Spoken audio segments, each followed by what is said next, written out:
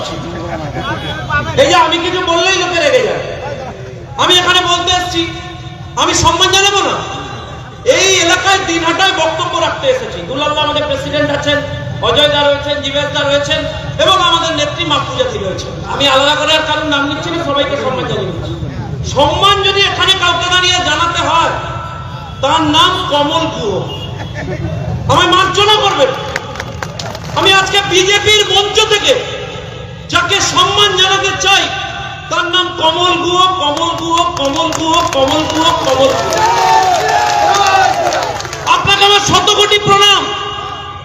আপনি একটা ছেলে দিয়েছেন, কিন্তু তাকে মানুষ করতে পারেন। আমায় মার্জনা করবেন। আমি উদয়নদাকে শ্রদ্ধা করে বলছি, আমার বাবার বয়স ছিল, দেখলাম ছেলের বয়সী নেতা মিছিলকে প্রায় মারতে যাচ্ছেন, ভিডিও সিনেমা দেখছি, আক্রমণ করছেন, গুন্ডামো শেখাতে চাইছেন। আরে ভাই, আমি জেনেছিলাম এটার নাম কোচবিহার, এটার ঐতিহ্য ছিল। উদয়নদা, আপনি তো একে বিহারের থেকেও খারাপ অবস্থা বানাচ্ছেন, কুচবি বিহার বানানোর চেষ্টা করছেন। আপনি একটা কাজ করুন উদয়নদা, আপনার এলাকায় দাঁড়িয়ে বলে যাচ্ছি, আপনার এলাকায় দাঁড়িয়ে বলে যাচ্ছি, আমরা নিশীথ প্রামাণিকের দল করি, আমরা নরেন্দ্র মোদীর দল করি। আপনাকে ঘড়ি দিয়ে যাচ্ছি, টাইম আর স্পেস, কখন আসতে হবে আর কোথায় আসতে হবে বলে দেবেন। আপনার গুন্ডা বাহিনী দাঁড় করিয়ে রাখবেন, বুক খুলে দেব, গুলি শেষ হয়ে যাবে, আটকাতে পারবেন। 57 ভোটে হেরেছিলেন। কত ভোটে? শুনতে পাচ্ছি না, ওনাকে শোনাতে হবে। 57 ভোটে হেরেছিলেন। ম্যাজিক, কি বড় ম্যাজিশিয়ান! 1,64,000 ভোটে জিতেছেন। আপনি তো শিল্পী মশাই। আমি শুনলাম রাজ্যের মুখ্যমন্ত্রী আপনার কাছে ট্রেনিং নেবেন বলেছেন, কোন পদ্ধতিতে রিগিং করা যায়। কমল গুহ সুযোগ্য সন্তান, উদয়ন বাবুর কাছে শিখতে হবে। আমি আশ্চর্য হয়ে গেছি। আমি আপনাকে শ্রদ্ধা করতাম, যেদিন এত বড় লেভেলের চুরি করলেন, সেদিন থেকে শ্রদ্ধা আপনার প্রতি বেড়ে গেল। কারণ সেদিন আপনার কাছে খুব ছোট মনে হচ্ছে পার্থ চট্টোপাধ্যায়কে। বান্ধবীর বাড়িতে মাত্র 50 কোটি পাওয়া গেছে, আপনি 1,64,00,000 ভোট তুলেছেন। লজ্জা হয় আমাদের। সন্ধ্যাবেলা তো পড়াশোনা করবো বলে বসেছি, বাচ্চারা বসেছে, হঠাৎ বলছে T20 দেখবো। তা আমি বললাম, বাবা T20 দেখবি কেন? এখন T20 কোথায় হচ্ছে? তারপরে দেখি বাচ্চা ছেলে গিয়ে নিউজ চ্যানেল খুলেছে। কি জন্য দেখছে জানেন? দেখছে টালিগঞ্জের বাড়িতে বেশি টাকা উদ্ধার হচ্ছে, নাকি বরানগরের বাড়িতে, বান্ধবীর বাড়িতে বেশি টাকা উদ্ধার হচ্ছে। T20 প্রতিযোগিতা চলছে। চুরি চুরি চুরি চুরি চুরি চুরি চুরি চুরি চুরি চুরি চুরি চুরি। চোর বলছি বলে রেগে যাচ্ছে, আপনারাও করবেন না। আমি অনুরোধ করবেন না ভাই, একটা সীমা থাকা উচিত। ধর্মতলায় চলে যান, নাম হয়েছে ধর্ণাতলা। আচ্ছা দেখুন, রাজ্যের কথা বলবো, লোকে রেগে যাবে।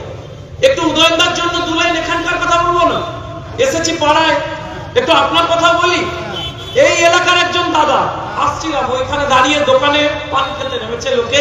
আমি বললাম একটু জল খাবার, অনেক দূর থেকে এসেছি। বললাম কেমন আছেন?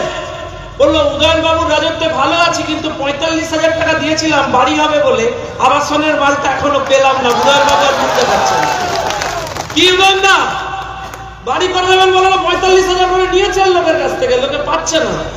আচ্ছা দেখুন, দোকান থেকে উকি মারছেন একজন সিনিয়র ব্যবসায়ী, বলছেন ছেলেটা বলছে বটে, বারবার বলছে আবাসনের কথা, কিন্তু বলছে না যে এখানে একটা টি-শার্ট কিনতে গেলে কলকাতার থেকেও বেশি দাম দিতে হয়।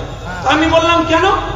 কলকাতার থেকে বেশি দাম এখানে দিনহাটায় টি-শার্ট কিনতে গেলে দিতে হয় কেন? ওই যে টি-শার্টের দোকান দেখবেন, এই টি-শার্ট কলকাতায় গিয়ে কিনবেন, কিন্তু এখানে বেশি দাম দিতে হয়। উনি বলতে পারেন না কষ্টটা। উনি কি বলেন? বলেন বাবু টি-শার্ট তো কলকাতা থেকে নিয়ে আসতে হয়, ট্রেনে করে, বাসে করে, ফ্লাইটে করে, টাকার খরচা আছে, তাই টি-শার্টের দাম বেড়ে যায়। আর পরেরটা বলেন না, অশ্বত্থামা হত পর্যন্ত বলেন, নীতিগতটা বলেন না, সেটা হচ্ছে টিএমসি ট্যাক্স। টিএমসি ট্যাক্স দিতে হয়, কাটমানি দিতে হয়, সেই টাকা বাইপাস হয়ে বেরিয়ে চলে যায় ওদের পকেটে। ভাই পৌরসভা করেছেন, ভালো করেছেন, কাজের কাজ করেছেন, আমি আপনাকে বেশি কিছু লজ্জা দিতে চাই না, কিন্তু আমি একটা ইন্টারেস্টিং জিনিস বলবো। দেখুন চুরির রকম ফেরা। আমি দেখলাম কলকাতায় একটা মেয়ে বসে মাথার চুল কামিয়ে দিয়েছে। আমি জিজ্ঞেস করলাম ভাই কেন করেছো? কি বললো জানেন? বললো আমার চাকরিটা চুরি করে নিয়েছে, তাই প্রতিবাদ করছে। যাদের চুল কামানো উচিত ছিল তারা অবশ্য কামাচ্ছে না, মানুষ আগামী দিনে গণতান্ত্রিক প্রক্রিয়ায় কামাবে, সময়ের অপেক্ষা।